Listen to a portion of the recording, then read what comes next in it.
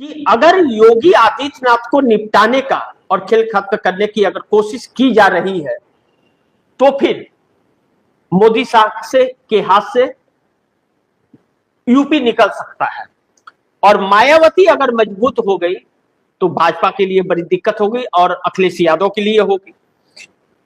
और नीतीश कुमार अगर उनके दिमाग में खरमंडल आ गया, जो शांत है, अगर असली नीतीश जाग गए तो फिर मोदी के लिए बिहार से लेकर दिल्ली तक दिक्कतें आएंगी। लेकिन तमिलनाडु के अंदर विजय के साथ जो खेल खेला जा रहा है वह भी बड़ी महत्वपूर्ण है, वह भी नरेंद्र मोदी के लिए उल्टा पड़ सकता है, क्योंकि राज्यपाल का विरोध तमिलनाडु में बहुत तेजी से अब चल रहा है। ऐसे में नंबर 1 पर अगर हम चर्चा करें, नंबर 1 बंगाल का सीएम बन गया मोदी को नई चुनौती बंगाल में सरकार बना करके ममता बनर्जी का मिलेगा क्या? अब कहा जाता है कि अभी तक ममता बनर्जी का सत्ता देखा था भारतीय जनता पार्टी ने, अब ममता बनर्जी का विपक्ष के रोल को भाजपा झेल नहीं पाएगी। तो मोदी शाह को विपक्ष नहीं झेल पा रहा है, सामना नहीं कर पा रहा है, तो क्या ममता के अंदर इतनी ताकत है कि भारतीय जनता पार्टी को ममता बनर्जी चुनौती दे देंगे? अभी तक तो नहीं दिया, 12 साल में तो नहीं दे पाई। अब ऐसे में भारतीय जनता पार्टी का सीएम शुभेंदु अधिकारी बने हैं, जो टीएमसी से ही निकल करके गए हैं। अब टीएमसी से निकल करके गए हैं और ममता बनर्जी और उनके भतीजे अभिषेक बनर्जी के ऊपर आरोप भी अपने पीए के निधन का लगा रखे हैं कि उनको गोली मारी गई थी। अब ऐसे में ममता बनर्जी 6 घंटे का सीसीटीवी फुटेज रिलीज करने के लिए चुनाव आयोग पर प्रेशर बना रही है और सुप्रीम कोर्ट में जाने की पूरी तैयारी हो गई है। ममता बनर्जी ने यह कहा कि अब मैं फ्री हूं और मैं दिल्ली आ रही हूं।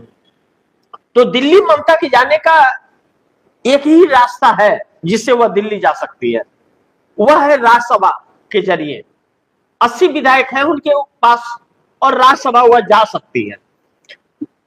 उनका कोई एक राज्यसभा का सांसद इस्तीफा दे करके अपना सीट खाली करके और ममता बनर्जी जा सकती है। लेकिन ममता बनर्जी के जो 80 विधायक हैं, जिस तरह बंगाल में चल रहा है, और शुभेंदु अधिकारी ने कहा मैं हिंदुओं के लिए काम करूंगा, मुस्लिम के लिए काम नहीं करूंगा, क्योंकि यह हिंदू राष्ट्र है और हिंदू ने हमें वोट दिया, मुस्लिम ने वोट नहीं दिया है। और गेरुआ वस्त्र पहन के रुद्राक्ष का माला लटका करके और बाबा जी बन करके आए थे, वेशभूषा बदल गया है उनका। अब जैसे लग रहा है कि जन्मजुगी योगी है वह, ऐसा प्रतीक हो रहा है। वह तो आने वाले दिन में पता चलेगा कि झेल पाएंगे कि नहीं। लेकिन ममता बनर्जी के लिए इतना आसान भी नहीं होगा शुभेंदु को चुनौती देना, क्योंकि केंद्र के कंट्रोल में शुभेंदु है। शुभेंदु को बोलना मतलब मोदी और शाह को चैलेंज करना होगा। अब ऐसे में ममता बनर्जी के लिए भी दिक्कत है, लेकिन भारतीय जनता पार्टी के लिए संकटें पैदा करेंगी ममता बनर्जी। अगर ममता बनर्जी मजबूती से नहीं रही और सड़कों पर नहीं दिखी लगातार, तो ममता बनर्जी की पार्टी टूट जाएगी। वैसे ही कहा जा रहा है कि महुआ मोइत्रा जो तेज तर्रार सांसद है इनकी, वह कभी भी टूट करके भारतीय जनता पार्टी में जा सकती है। इस तरह का चर्चा शुरू हो चुका है और कहा जा रहा है कि भारतीय जनता पार्टी में टीएमसी के कई सांसद और विधायक चले जाएंगे अगर ममता बनर्जी ने थोड़ा भी हिम्मत हारा तो। ऐसे में ममता के सामने भी चुनौती है और ममता भी भारतीय जनता पार्टी के लिए बड़ी चुनौती है। बंगाल में सरकार बन गया तो सब कुछ खत्म नहीं हो गया और सब कुछ सही नहीं हो गया। चुनौतियां अब शुरू होंगी जब ममता बनर्जी सड़कों पर उतरेंगी। क्या ममता बनर्जी के पीछे वही कैडर जो पहले कार्यकर्ता उनके साथ रहते थे वह खड़े हो रहे हैं या नहीं खड़े हो रहे हैं?